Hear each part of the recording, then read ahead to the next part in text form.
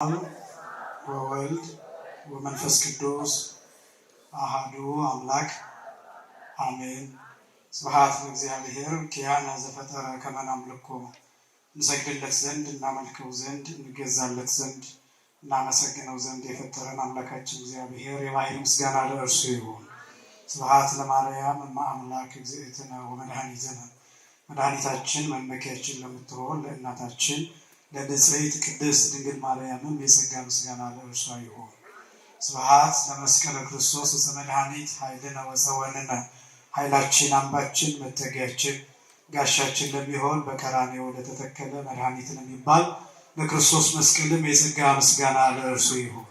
ክቡር አባታችን መልአከ ጽዮን መምህር ዘማርያም የዚህ ታላቅ ደብር ዋና አስተዳዳሪ፣ ክቡራን የደብሩ አገልጋዮች፣ መምህራን ወንጌል፣ ሰባክያነ ወንጌል፣ ሊቃውንተ ቤተክርስቲያን ያሬዳውያን አባቶች መነኮሳትና ቀሳውስት፣ ክቡራን ወንድሞች ዲያቆናት፣ ክቡራን ዘማሪያን፣ ክቡራን የደብሩ ሰንበት ትምህርት ቤት መዘምራን፣ ክቡራን የእግዚአብሔር ልጆች አባቶች፣ እናቶች፣ ወንድሞችና እህቶች እንዲሁም ሕፃናት ሁላችሁም በልዑል እግዚአብሔር ስም እንደምን ዋላችሁ? እንደምን አመሻችሁ? አምላካችን እግዚአብሔር በዚህ ዕለት በዚህ ሰዓት በዚህ ቅዱስ ስፍራ ተገኝተን ቅዱስ ሕያው ዘላለማዊ የሆነውን ቃሉን እንድንሰማ ስለፈቀደልን ስሙ ለዘላለም የከበረና የተመሰገነ ይሁን። የሊቃውንት አምላክ የምስጢር ባለቤት የቅዱሳን ፈጣሪ የአባቶቻችን አምላክ እግዚአብሔር በመካከላችን ተገኝቶ ምስጢርንና ጥበብን እንዲገልጥልን የእርሱ ቅዱስ ፈቃድ ይሁንልን። በቅድሚያ በትራንስፖርቱ ምክንያት ቢሆንም ስላረፈድን ይቅርታ እንጠይቃለን። ስለታገሳችሁንም በእግዚአብሔር ስም እናመሰግናለን። ስለመሸም ለጥቂት ደቂቃዎች አምስቱ ልባሞች በሚል ርዕስ ለውስን ደቂቃዎች ብቻ ቆይታ እናደርጋለን። የማቴዎስ ወንጌል ምዕራፍ 25 ከቁጥር 1 ጀምሮ እስከ ቁጥር 13 ድረስ ያለ ክፍል ቤታችሁ ስትሄዱ አንብቡት። ይሄ ክፍል ቅበላ ተብሎ የሚጠራውን ምስጢር የሚናገር የወንጌል ክፍል ነው። እንደሚታወቀው ይሄ ሳምንት ከትናንትና እሁድ ጀምሮ መርአዊ ወብዙኃን ቅበላ እየተባለ ይጠራል። በሊቃውንቱ አጠራር ወብዙኃን መርአዊ ቅበላ እየተባለ ይጠራል። ታላቁ ጾም የጌታችን የመድኃኒታችን የኢየሱስ ክርስቶስን ጾም መምጣት ምክንያት በማድረግ በዚህ ሳምንት ያው ዝግጅት የሚደረግበት በጾሙ ምን ማድረግ እንዳለብን ምን አይነት መንፈሳዊ ሀሳብ ብቻ የት ገዳም የት ቦታ ሱባኤ መያዝ እንዳለብን የት ማሳለፍ እንዳለብን ምን አይነት ቅዱሳት መጽሐፍት ማንበብ እንዳለብን የት ማስቀደስ እንዳለብን የጸሎት ሰዓቶችን መወሰን እንዳለብን በምን አይነት መልኩ ጾሙን ማሳለፍ እንዳለብን የምናቅድበት ጊዜ ማለት ነው። ይህ ሳምንት የዝግጅት ጊዜ ማለት ነው። ያው እንደተለመደው ቅበላ ሲባል ሁሉም መምህራን ሁሉም ሰባኪያን እንደሚናገሩት እንደምንናገረው መብላት መጠጣት ብቻ አይደለም። ያው ሁላችንም ይህንን ሀሳብ እናውቀዋለን፣ ማንም ያውቀዋል። እና ዋናው ነጥብ ግን መቼም ደጋግሞ ከመናገር የሚመጣ ነገር ይኖራል በሚል ተስፋ ሁልጊዜ እንናገራለን። ስለዚህ ቅበላ ማለት ዝግጅት፣ መንፈሳዊ ዝግጅት ማለት ነው እንጂ መብላት መጠጣት፣ ብዙ ስጋ መብላት፣ ብዙ ሆድን መሙላት ማለት አይደለም። እና በተሳሳተ መልኩ ብዙ በዓላት ብዙ ምስጢራት በተሳሳተ መልኩ ይተረጎማሉ። በቤተክርስቲያን ያሉ አብዛኞቹ በዓላት ለበረከት የተሰሩት ለመርገም የምናደርግበት ጊዜ አለ። እግዚአብሔር ሁላችንንም ከእርግማን ይጠብቀን። እና ይሄ ክፍል የማቴዎስ ወንጌል ምዕራፍ 25 ከቁጥር 1 ጀምሮ እስከ ቁጥር 14 ድረስ ያለው ክፍል አንዱ ይሄን የሚናገር ነው። የማቴዎስ ወንጌል ምዕራፍ 24 እና ምዕራፍ 25 ሁለቱም ምዕራፎች የደብረ ዘይት ወንጌል የምጽአት ወንጌል እየተባሉ ይጠራሉ።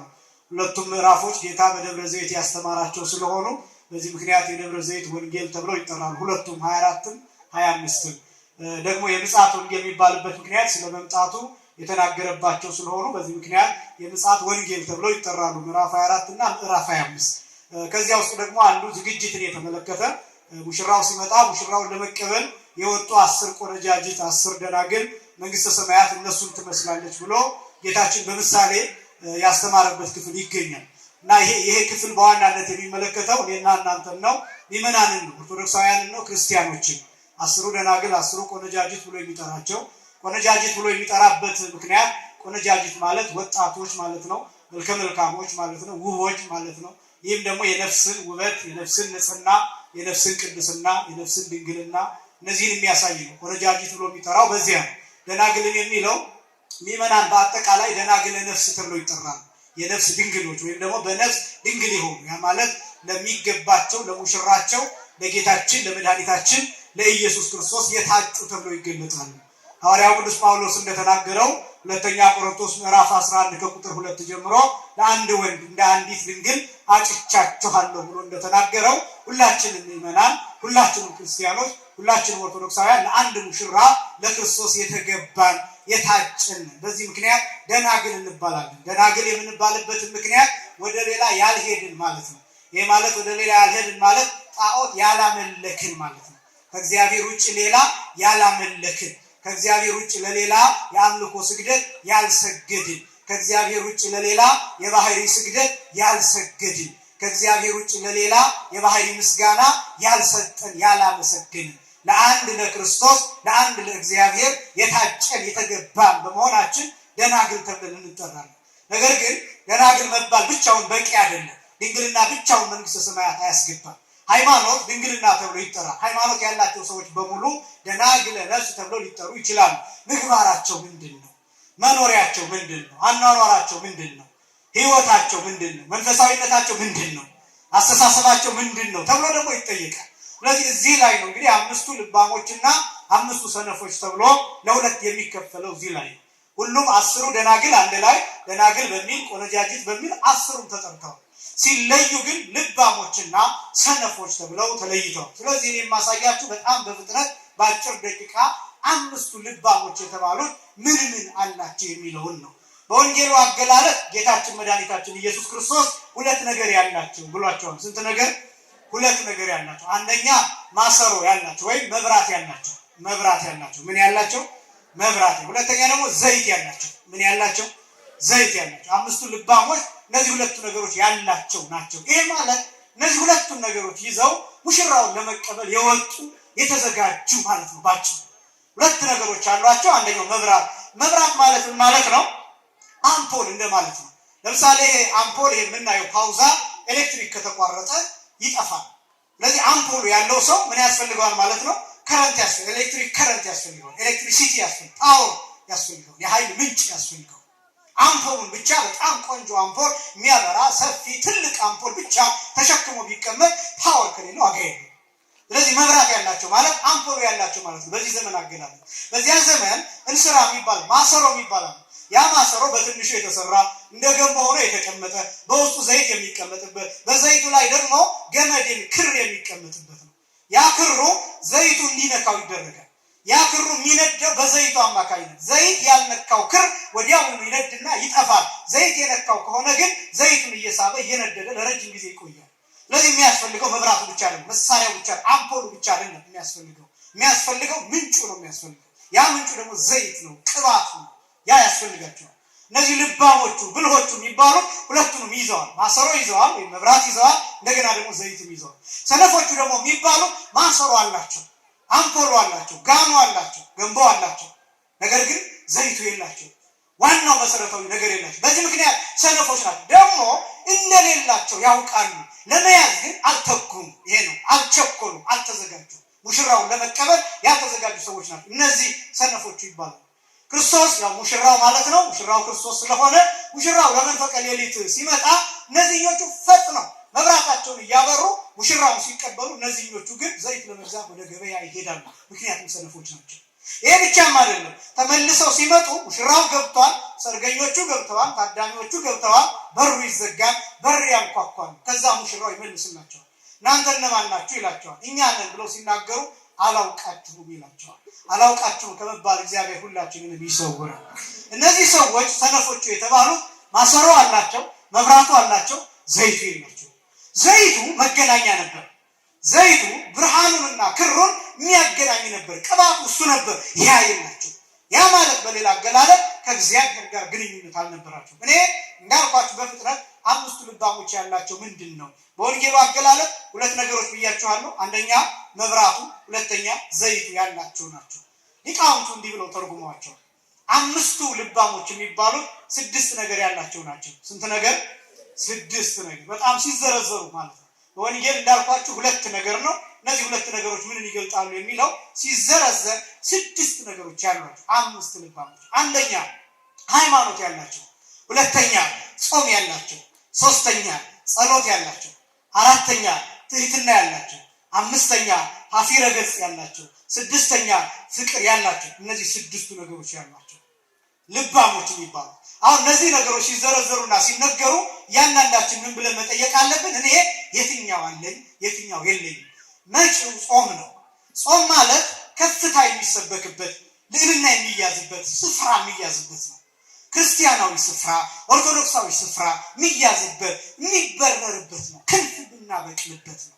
በቅድስና ወደ እግዚአብሔር ተራራ የምንሄድበት ነው። ከመላእክት ጋር ጎረቤት የምንሆንበት፣ እንደ መላእክት የምናመሰግንበት፣ ከቅዱሳን ጋር የምንገናኝበት ህብረ ትስስር የሚፈጠርበት ነው። ጾም ማለት ልምምድ ነው።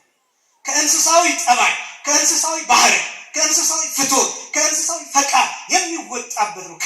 ከዚህ አዘቅት ከሆነ ዓለም የሚወጣበት ነው። ጾም ማለት ነው እሱ። ስለዚህ ይህን ጾም እንዴት እንቀበሉ? በጾም ውስጥ ደግሞ በተለይ ልንይዘው የሚገባው ምንድን ነው የሚለው ይሄ ብቻ አይደለም። በጾሙ የምንይዘውን ጾሙ ሲያልቅ እንድንጥለው ሳይሆን ጾሙ ካለፈ በኋላ ይዘነው እንድንቀጥል ማድረግ የምንችልበት ከፍታ ስቴት ኦፍ ማይንድን ቢውልድ የምናደርግበት ነው። በእናንተ ቋንቋ የአስተሳሰብ ከፍታ እሱን የምንገነባበት ነው። ጾም መቀለጃ፣ ጾም መሳለቂያ አይደለም። ጾም መውጫ ነው፣ ከዚህ ዓለም ርኩሰት ማምለጫ። ይህን ማወቅ እሱ ነው። ቅበላ የሚባለው በጾሙ በኩል ክርስቶስ እንዴት እንቀበለው፣ ከክርስቶስ ጋር እንዴት እንኖር ነው። እንዴት እነዚህ ነገሮች እንያዝ፣ ይሄን የምንመልስበት። ስለዚህ 5ቱ ልባሞች እነዚህ 6ቱ ነገሮች ሊኖራቸው ይገባል። አንደኛው ሃይማኖት ነው። ሃይማኖት ማለት ቅድም እንደገለጽኩት ድንግል የሆነ ሰው ወይም ደግሞ በነፍሱ ድንግል ተብሎ የሚጠራ ሰው ሃይማኖት ያለው ነው። ጣዖት ያላመለከ፣ ለጣዖት ያልተገዛ፣ ለዚህ ዓለም ቴክኖሎጂ ያልተገዛ፣ ለዚህ ዓለም ድንቅ ነገር ያልተገዛ፣ ለብልጭልጭ ነገር ያልተገዛ፣ ያልወደቀ፣ ለጣዖት ያልሰገደ፣ እግዚአብሔርን በባህሪው ያመሰገነ፣ ለእግዚአብሔር የሚገዛ ማለት ነው። ሃይማኖት ያለው ማለት ይሄ ነው። ሃይማኖት አንዲት ናት ተብሎ እንደተገለጸው ያላመነዘረ ማለት ነው፣ ያልማገጠ ማለት ነው። የመጀመሪያው ሃይማኖት የሚባለው ሃይማኖት ማለት እግዚአብሔርን ባል አድርጎ መኖር ማለት ነው። ይሄ ማለት እግዚአብሔርን ሙሽራ አድርጎ ማለት ነው። ይሄ ማለት ክርስቶስን ሙሽራ አድርጎ መኖር መታመን ማለት ነው። ሃይማኖት ማለት እንደሱ ነው። ትርጉሙ እሱ ነው፣ ከእግዚአብሔር ጋር መኖር። ለዚህ ነው ስለ ሃይማኖት ተደጋጋሚ የሚሰበክበት ምክንያት እኛና እግዚአብሔር ያለን ግንኙነት በማንኛውም ሁኔታ መሻከር ስለሌለበት እንዳንማግጥ፣ እንዳናመነዝር ነው፣ እንዳንዘሙት ነው፣ ከሃይማኖት እንዳንወጣ። ይሄ የመጀመሪያ 5ቱ ልባሞች ልባም የሆነ ሰው በዚህ ዘመን ሃይማኖት ይኖራል። ቅዱስ ጳውሎስ እንደተናገረ ለምሳሌ እንዘ ይጠበቡ አብዱ ይላል ሮሜ ምዕራፍ 1 ቁጥር 18 ጀምሮ ስለ ሃይማኖት በተለይ ስለዚህ ዘመን በተናገረበት አንቀጽ ላይ ጥበበኞች ነን ሲሉ ደንቆሮ ሆኑ ይላል። የዚህ ዓለም ሰዎችን ጥበበኛ የሚሉትን፣ ሳይንቲስት ነን የሚሉትን፣ ተመራማሪ ነን የሚሉትን፣ የሰለጠን ነን ያደግንን ብለው የሚጠሩትን ሰዎች ጥበበኞች ነን ብለው ሲያስቡ ደንቆሮ ሆኑ ይላል። ሃይማኖት የሚባለው ነው። አሁን እኔና እናንተ ጥበበኞች ነን። ጥበበኞች ስንሆን ሃይማኖት አለ። እነሱ ጥበበኞች ነን ብለው በዓለም ሲያስቡ ደንቆረዋል። ለምን? ሃይማኖት ወጥተዋል። ሃይማኖት የሚባለው ሰው ልባም ሰው ማለት፣ ጥበበኛ ሰው ማለት፣ ብልህ ሰው ማለት ሃይማኖት ያለው ነው። እግዚአብሔርን የሚያመልክ ነው። የመጀመሪያው ልባም የሚያስብለው አንዱ እሱ። ሁለተኛ ሃይማኖት ያለው ብቻ ሳይሆን ጾም ያለው ማለት ነው። ሁለተኛ ጾም አስቀድሜ እንደገለጽኩት ከእግዚአብሔር ጋር የምንገናኝበት የስጋ ግብር የምንሰጥበት ነው። ስጋ ነፍስና መንፈስ አንድ ላይ የሚገዙበት ነው። ጾም ማለት በጣም ከፍተኛ ኃይል አለው። ሰሞኑን እንሰማዋለን። ጾሙም ላይ የምንሰማው አብዛኛው ስለ ጾም ነው። ጾም እጅግ በጣም ሰውነታችንን ማንነታችንን እንድንገዛ፣ እንደውም በሌላ አገላለጥ ጾም ማለት በነፍስና በስጋ ያለ ምጥጥር የሚሰራበት ነው። ባዮሎጂካል ባላንስ የሚሰራበት ነው። ለምሳሌ በጣም ብዙ ሰው እየበላ እየጠጣ የሚኖር ከሆነ ጥጋበኛ ይሆናል፣ በሽተኛም ጭምር ይሆናል፣ አይምሮ ይደፈናል። በነገራችን ላይ በጣም ብዙ የሚበላ ሰው እስኪጠግብ የሚበላ ሰው ማንበብ አይችልም፣ ማሰብ አይችልም። በጣም ብዙ የሚበላ ሰው በጣም ብዙ በጠገባችሁበት ሰዓት እንቅልፍ ነው የሚላችሁ። ጠግባችሁ እንደምታውቁት ስብሰባ መካፈል አትችሉ። አንዳንዱ ማስቲካ እኛ እየከ በጣም እያጮኸ የሚረብሽ ሰው ስንት ሰው አለ። ለምን? ያ ምግብ ዳይጀስት እስኪደረግ ድረስ በውስጣችን ያሉ አብዛኞቹ ሲስተሞች ስሎው ዳውን ይደረጋል፣ እንዲቀንሱ ይደረጋል። ስለዚህ በዳይጀሽን ሲስተም ጊዜ በጣም ኃይለኛ ምግብ ተመግበን በሚፈጭበት ጊዜ ደካሞች ነው እና ሴሎቻችን እንድንተኛ ይፈልጋል፣ እንድናርፍ ይፈልጋል። ማንበብ በዛ ሰዓት መጽሐፍ ብትገልጡ ማንበባችሁ መመራመራ ጥጋበኛ ሰው መመራመር ይችላል። ጥጋበኛ ሰው የሚጾም ሰው ከሆነ የሚጸልይ ሰው ከሆነ ደግሞ ማሰብ ይችላል። አይምሮ መምጠቅ ይችላል። ከመላእክት ጋር ጎረቤት ከቅዱሳን ጋር መነጋገር ይችላል። መመሰጥ ይችላል። ጽሙና ያለው ይሆናል። ለዚህ ነው ትምህርቶሙ ለወራዙት ጽሙና የሚለው ቅዱስ ያሬድ ለወጣቶቹ ለጎልማሶቹ ጭምትነት ታስተምራቸዋለች ነው የሚለው። የነፍስን ቁስል ትፈውሳለች የሚለው ለዚህ ነው። ጾም ማለት እንደሱ ልባም ሰው ይጾማል። ልባም ሰው ጾምን ገንዘብ ያደርጋል። ልባም ሰው ጾምን ይረዳዋል። ስለዚህ ልባሞች የሚባሉት አንደኛ ሃይማኖት ያላቸው፣ ሁለተኛ ጾም ያላቸው፣ ሶስተኛ ልባሞች የሚባሉት ጸሎት ጭምር ያላቸው ናቸው። ጸሎት ማለት ሁልጊዜ የምትሰሙት ነው። ከእግዚአብሔር ጋር መነጋገር ማለት ነው። እኔ የምነግራችሁ ጸሎት ማለት በቤተክርስቲያን መጥቶ ቆሞ ረጅም ሰዓት መጸለይ ብቻ አይደለም የምነግራችሁ። ጸሎት ገደብ የለውም። ጸሎት በየትኛውም ሰዓት፣ ጸሎት የትኛውም ቦታ ሊቀርብ ይችላል። ቤተክርስቲያን መምጣት የሚደገፍ መሆኑ እንዳለ ሆኖ የጸሎት ሰዓት መኖሩ እንዳለ ሆኖ በማንኛውም ሰዓት ግን መጸለይ ይችላል። ጸሎት ማለት በህሊና በልቡና በሐሳብ በአይምሮ የሚደረግ በንግግር የሚደረግ በተግባር የሚደረግ በማንኛውም ጊዜ በማንኛውም ሰው በማንኛውም እድሜ የሚደረግ ነው ጸሎት ማለት። ህፃናት ሊጸልዩ ይችላል። የእግዚአብሔርን ስም ከጠሩ ጸሎት። ህፃናት መጥተው እዚህ ሲያለቅሱ ለቅሷቸው እግዚአብሔር እንደ ጸሎት ነው የሚሰማው። ለምን? ኃጢአት የለባቸው፣ ነውር የለባቸው። ህፃናት መጥተው እዚህ ምግብ ፈልገው ቢጠይቁ እሱ እንደ ጸሎት ነው የሚቆጠርላቸው። ህፃናትን ነው የምላችሁ። ከ10 ዓመት በላይ ያለው ምናምን አይደለም። ምናልባት ደግሞ እንደ ህፃን ብላችሁ ብንጮህም ችግር የለውም እንዳትሉ። ህፃናት ጩኸታቸው እንደ ጸሎት ይደረጋል። ስለዚህ ጸሎት በጣም ሰፊ ሀሳብ ያለው ጸሎትን ማንኛውም ሰው ያቀርባል። በጾታ አይከፈልም ጸሎት፣ በእድሜ አይከፈልም ጸሎት፣ በእውቀት አይከፈልም ጸሎት፣ በኃጢአት አይከፈልም ጸሎት። እንተ ኃጢአተኛ ነህና አትጸልይም አይባልም። በብሉይ ኪዳን እንደሚታወቀው መሃን የሆኑ ሰዎች መባ ያቀርቡ ነበር። መባቸውንም ሲያቀርቡ አይቀበሏቸውም ነበር። ጸሎት ግን አይከለከልም። መሃን የሆኑ ሰዎች እንዲጸልዩ ይፈቀድላቸው ነበር። ለምን? ጸሎት የልብ ያለማንም ጣልቃ ገብነት ከእግዚአብሔር ጋር የምታወራበት መንገድ ነው ጸሎት ማለት። ጸሎት ተናግሮ ምስለ እግዚአብሔር፣ ጸሎት ግን ከእግዚአብሔር ጋር መነጋገር ነው ብሎ ፍትሐ ነገሥት እንደገለጠው ጸሎት ሶስተኛው ልባም የሚያሰኘው እሱ ነው። አራተኛ ትህትና ያለው ትህትና ማለት ራስን ዝቅ ማድረግ፣ ራስን ማንጠፍ፣ ራስን መጎዝጎዝ ማለት ነው። ይህም ደግሞ በወንጌል ራሱ ጌታ እንዲህ ብሎ እንደገለጠው በማቴዎስ ወንጌል ምዕራፍ 5 ከቁጥር 3 ጀምሮ ብፁዓን ነዳያን በመንፈስ ይላል። በመንፈስ ድሆች ሆኑ ይላል። እስኪ በሉ በመንፈስ በሉ ድሆች ሆኑ ብፁዓን ናቸው። ይሄ በአጭር ቃል ሲገለጥ ትሁታን ይሆኑ ማለት ራሳቸውን ያዋርዱ ማለት። ድሃ ትሁት ነው ተብሎ ነው የሚገለጠው። እንደዚህ ስላችሁ ድሃ ሆናችሁ እንድትኖሩ አይደለም። በመሰረቱ ድህነትና ሀብት ላይ የምንግባባበት የቃል ትርጉም አስቸጋሪ ነው። ድሃ ሀብታም ማለት ሁሉም ነገር ያለው ሰው ሀብታም ተብሎ ይገለጣል። ሁሉም ነገር ያለው ስላችሁ ስለ ገንዘብ አይደለም።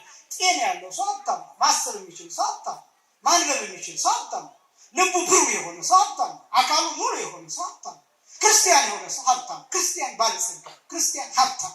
በቃ እግዚአብሔር ያለው ሐዋርያው ቅዱስ ጳውሎስ ሁሉ የሌለን ሲሆን አንዳቸው የሌለን ሲሆን ሁሉ የኛ ነው ብሎ እንደተናገረው ሁሉ ለኛ ፍጥረትን ማዘዝ ይችላል። እንስሳትን አራዊትን ማዘዝ።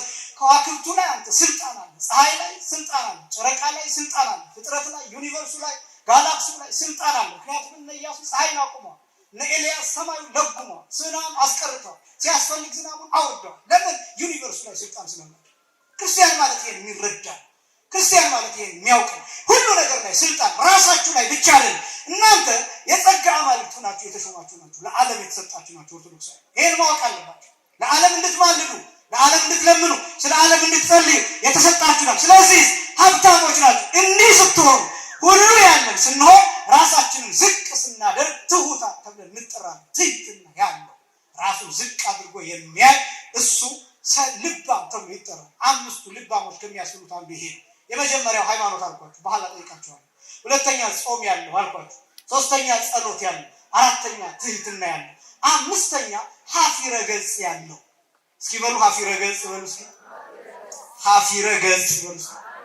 ሀፊረ ገጽ ማለት ፊትን ማፈር ማለት ነው። ፊትን ማፈር፣ የሰው ፊት አይቶ ማፈር። በሌላ አገላለጽ ይሉኝታ የሚለው አገላለጽ። ይሉኝታ ማለት ይሄ በጣም የበዛው ይሉኝተኛ መሆን ማለት አይደለም። ይሄ በጣም የበዛ ይሉኝተኛ ሆኖ በጣም ብዙ ነገሮችን አሳልፎ መስጠት፣ ሃይማኖትን እስከ መካድ፣ ቤተክርስቲያንን እስከ ማሰደብ፣ ራስን እስከ ማርከስ አይነት ይሉኝታ አይደለም ማለት። ሀፊረ ገጽ የሚባለው ሰዎችን ማክበር፣ ሰዎችን ማክበር ማለት ለምሳሌ ኃጢአት ልንሰራ ብናስብ እገሌ እኮ ያየኛል ብሎ ማፈር በነገራችን ላይ ይሄ ክርስቲያናዊ ምግባር ነው። አንዱ ክርስቲያናዊ አባቶች እኮ ያዩኛል፣ አባ እኮ ይቆጡኛል፣ ይህን ኃጢአት ሰርቼ አሁን እንዴት ብዬ ነው ለአባ የምነግራቸው የሚለው ይሄ ሀፊረ ገጽ ተብሎ ይጠራል። ይሄ አሁን ነው የምላችሁ በዚህ ዘመን ያለ እኛ ክርስቲያኖች ብቻ ነን። በዚህ እንዳትሸማቀቁ። እኛ ኦርቶዶክሳውያን ብቻ ነን የምናፍረው። በጣም ብዙ ነገሮች ስለሚያሳፍሩን፣ ለምሳሌ በጣም ብዙ ጥቅስ ጠቅሰን ሌሎችን ማሳመን ሌሎችን መጨቅጨቅ የማንፈልግበት ምክንያት ሀፊረ ገጽ ስላለ እንደው ጥሩ ነው በዛ ቀጥሉበት ልላችሁ አይደለም። ግን ከየት የመነጨ ነው ግን ካላችሁ ከዚህ የመነጨ ነው። እናፍራለን። በአባቶች ፊት መናገር እናፍራለን። በአባቶች ፊት ጥቅስ መጥቀስ እናፍራለን። በአባቶች ፊት ማስተማር እናፍራለን። በአባቶች ፊት መዘመር እናፍራለን። ይህ የምናስተምራችሁ እኮ ዝም ብለን ሳንደነግጥ እኮ አይደለም። የሚዘምረው ዘማሪ እኮ ሲቆ ምንም ሳይጨንቅ አይደለም። ሀፊረ ገጽ ስላለው በአባቶች ፊት ሊቃነ ጳጳሳቱ ባሉበት ይላሉ። እናንተም እኮ በጣም ብዙዎቻችሁ እዚህ መጣችሁ ፊት ለፊት ለመቀመጥ የሚያፍርሰዋል። ቤተክርስቲያን ለመምጣት ነጠላ ለብሶ እዚህ መጥቶ ቁጭ ለማለት የሚያፍርሰው የሚጨነቅ ሰው የሚደነግጥ ሰው። ይሄ እኮ ከምን የመነጨ? ከኦርቶዶክሳዊነታችሁ ከክርስትናችሁ የመነጨ። እየደገፍኩ ግን አይደለም። በዚህ መቀጠል አለባችሁ አይደለም ሐሳብ። ውጭውን እያላችሁ መቀጠል አለባችሁ አይደለም ሐሳብ። ከየት ነው የሚመነጨው የሚለው ግን ልታውቁ። አባቶችን እናፍራለን፣ መምህራንን እናፍራለን። ብዙ ወጣት ነፍስ አባት መያዝ ይጨንቃል። ብዙ ወጣት ለምን አባቶችን ያፍራል? እንዴት ብዬ ነው ቄስ ፊት ቀርቤ አባ ይሄን ሰርቻለሁ ብዬ የምናገረው? እንዴት ብዬ ነው? ብዙ ሰው የሚጨነቀው በዚህ። ግን አምላክህን ማየት አለ፣ ጌታህን ማየት አለ። ማይጸየፍህ አምላክ፣ ማያስደነግጥህ አምላክ፣ ማይቆጣህ አምላክ፣ ስትመጣ በፍቅር የሚቀበልህ አምላክ እንዳለ ማወቅ አለብህ። ይሄ ነው ሀፊረ ገጽ የሚባለው ማፈር። አሁን በዚህ ዘመን ትውልዱ ይህንን እየጣለው ሀፊረ ገጽ የሚባለው ይሄ ማፈር። ምን አገባኝ ስለሰው እንደዚህ የሚል ሰው አለ። ስለሰው ቀድጄ ልልበሰው የሚል ሰው አለ አይደል? ስንት ሰው አለ እንደዚህ የሚል። አሁን በጣም ብዙ ሚዲያው የረከሰብን ምናያቸው ነገሮች የሚያስደነግጡን እኮ ሀፊረ ገጽ የሚባል ነገር ቀርቶ እኮ ሰዎች ራቆታቸውን የሚታዩት፣ ሰዎች ራቆታቸውን በስክሪን በሞባይል ስክሪናችን ፊት የሚደንሱት ለምን ይመስላችኋል? ሰዎች ጠጥተው ሰክረው የማያፍሩት ለምን ይመስላችኋል? ስካራቸውን እንደ ጀብድ እንደ ታሪክ የሚያወሩት ለምን ይመስላችኋል? የሰሩትን ዝሙት ከስንት ሴት ጋር እንደተኙ ከስንት ወንድ ጋር እንደተኙ በድፍረት የሚናገሩት ለምን ይመስላችኋል? ስለማያፍሩ እኮ። ሀፊረ ገጽ የሚባለው ሰው ማፈር፣ ሰው ምን ይለኛል የሚለው ነገር ስለቀረ ሰዎች ኃጢአታቸውን እንደ ታሪክ እንደ ጀግንነት ጦር ሜዳ እንዳስመዘገቡ ትልቅ ነገር ያወሩት። አይታፈርበትም። ኃጢአት በዚህ ዘመን አይታፈርበትም። ለምን የመጣ ይመስላችኋል? ሀፊረ ገጽ አንዱ የክርስቲያናዊ ስነ ምግባር አካል ነው። ማፈር አለባችሁ። ጎረቤቶቻችሁ ማፈር አለባችሁ። አባቶቻችሁ ማፈር አለባችሁ። ባልደረቦቻችሁ ማፈር አለ። ሰው ምን ይለኛል ማለት አለባችሁ። ማተብ አስራችሁ ኃጢአት ልትሰሩ ስትሉ እንዴ ይሄን ማተቤን አይቶ ሰው ምን ይለኛል ማለት አለባችሁ። ጭፈራ ቤት ስትገቡ ስትሰክሩ ሰው ምን ይለኛል ማለት አለ። ማፈር አለባችሁ። ሃይማኖታችሁን ልታስከብሩ፣ ክርስትናችሁን ልታስከብሩ፣ ወጣትነታችሁ የተከበረ እንድትመረቁ ጎረቤቶቻችሁ እናንተን አይተው የሚያፍሩ። አሁን እኮ ሌሎች ናቸው የሚያፍሩት። እኛን አይተው እነሱ ናቸው እንዳያየ ፊታቸውን አዙሮ የሚሄዱት። እኛ እናፍርም። አያችሁ ለምን ጠፋ? ራሱ ኢትዮጵያዊነት ባህል ነው ይሄ ሀፊረ ገጽ የሚባሉ እነዚህ ነገሮች ያሉ። አምስተኛ ስድስተኛ ፍቅር ያለው። አሁን ጠይቃቸዋለሁ፣ ደግመውና ጠይቃቸዋለሁ። አምስቱ ልባሞች የሚባሉት ስድስት ነገሮች ያሏቸው። ስንት ነገሮች ያሏቸው? እየጨረስኩ ነው። ስንት ነገሮች ያሏቸው? ስድስት። አንደኛ ሃይማኖት ያላቸው፣ ሁለተኛ ጾም ያላቸው፣ ሶስተኛ ጸሎት ያላቸው፣ አራተኛ ትህትና ያላቸው፣ አምስተኛ ሀፊረ ገጽ ይችሉ ነው የምትናገሩት ግዙ ሀፊረ ገጽ ያላቸው፣ ስድስተኛ ፍቅር ያላቸው። ስድስት ነገሮች አሏቸው አምስቱ ልባሞች። አንደኛ ምን ያላቸው? ሃይማኖት፣ ሁለተኛ ጾም፣ ሶስተኛ ጸሎት፣ አራተኛ ትህትና፣ አምስተኛ ሀፊረ ገጽ፣ ስድስተኛ ፍቅር ያላቸው። ፍቅር የሁሉም ነገር ማሰሪያ። ቅዱስ ጳውሎስ እንደተናገረ ሮሜ ምዕራፍ 13 ቁጥር 8 ላይ ወዘሰ አፍቀረ ቢጾ ኩሎ ሕገ ፈጸመ ገቢሮቶ ይላል። ባልንጀራው የወደደ ሕግን ሁሉ ሰርቶ ጨርሷል። ፍቅር ያለው ሕግን ጨርሷል። እነዚህ ነገሮች በሙሉ ፍቅር ከጎደለ ይኸውላችሁ ይሄ ቅባት ያልኳችሁ ዘይት ያልኳችሁ ክሩ በዘይቱ ተጠምቶ ከዘይቱ ጋር ተዋህዶ ብርሃን ይሆናል፣ ይነዳል፣ ይበራል፣ ያበራል፣ ጨለማ ያባርራል፣ ለሰዎች ይቃጠላል። ነጥሩሱ ዘይት ፍቅር ነው። ቅባት ፍቅር በፍጹም ዘይት ከሌለው አይበራም። ክሩ በአንድ ጊዜ ቦግ ብሎ ይበራና ይጠፋል። ፍቅሩ ይሄ ክሩ የሚዋሃድበት ሃይማኖታችን የሚዋሃድበት ሃይማኖት ከፍቅር ጋር ካልሆነ ከምግባር ጋር ካልሆነ አያበራም። ለዚህ ይመስለኛል ለብዙዎች ማብራት ያቃት። እንዲያውም ብርሃን ከመሆን ይልቅ አሁን ጨለማ የሆነበት ዘመን ነው። እግዚአብሔር ጨለማ ከመሆን ሁላችንን ይሰውር። ለወንድሞቻችን ብርሃን መሆን አለብን። ለወንድሞቻችን ጨው መሆን አለብን። ለወንድሞቻችን ምክንያት የመዳን ምክንያት መሆን አለብን። ለወንድሞቻችን ህይወት መሆን አለብን። ይሄን ያጎልበት ምክንያት ምንድነው ካላችሁ ፍቅር የለም። ቅዱስ ዮሐንስ አንደኛ ዮሐንስ ምዕራፍ 4 ቁጥር 8 ላይ እንዲህ ብሎ እንደተናገረ ፍቅር የሌለው እግዚአብሔር አያውቅም። ፍቅር የሌለው ወንድሙን የማይወድ ባልንጀራውን የማይወድ እግዚአብሔርን አያውቅም። ለምን ይባል ፍቅር እግዚአብሔር ነውና። ራሱ ጌታ ባስተማረው ወንጌል የማቴዎስ ወንጌል ምዕራፍ 22 ቁጥር 39 ጀምሮ አንድ ሰው የዘላለም ሕይወትን ሊወርስ ከሕግጋት የትኛው ይበልጣል ብሎ ሲጠይቀው ሁለት ነገሮችን ነው የጠቀሰው። አንዱ እግዚአብሔር መውደድ፣ ሁለተኛው ወካልእታሂ እንተ ትመስላ ብሎ ነው የተናገረው። ይችን የምትመስል ባልንጀራህን እንደራስህ ውደድ። ፍቅር ይሄ የጎደላቸው ሰዎች ሰነፎች ይባላል። ጎሏችኋል። ከነዚህ ውስጥ የሌላቸው የትኛው ነው? ከነዚህ ውስጥ የሌለ የትኛው? እነዚህ ነገሮች ከጎደሉን ባዶን ስራ ባዶ ማሰሮ ይዘን የምንሄድ ጅሎች ሞኞች እንመስላለን። የተከበራችሁ እግዚአብሔር ልጆች መጪው አብይ ጾም ነው። ይሄ አብይ ጾም ለኛ እድል ጸጋ በጎ ነገር ነው። ራሳችንን ምናይበት፣ ከሱስ ምንወጣበት፣ ራሳችንን ምናስተካክልበት፣ ብስጭቶች ከነበረን ከብስጭት ምንወጣበት፣ ትዕግስትን ገንዘብ ምናደርግበት፣ ለመቁረብ የምናስብበት፣ በንስሐ የምንነሳበት፣ ጥሩ ሰዎች የምንሆንበት፣ ጸጥ ያለ እርግጥ ያለ የማንጎረብት የምንምል ለስላሳ ምን ሆንበት ጾም እድል ነው። ይሄን እድል መጠቀም ያስፈልጋል። ቅበባ የሚባለው እሱ ነው። አምስቱ ልባሞች ሆነን ክርስቶስን እንድንቀበል እርሱ ይርዳል። ያስተማረን የአባቶቻችን አምላክ እግዚአብሔር ይክበር ይመስገን። ወስብሐት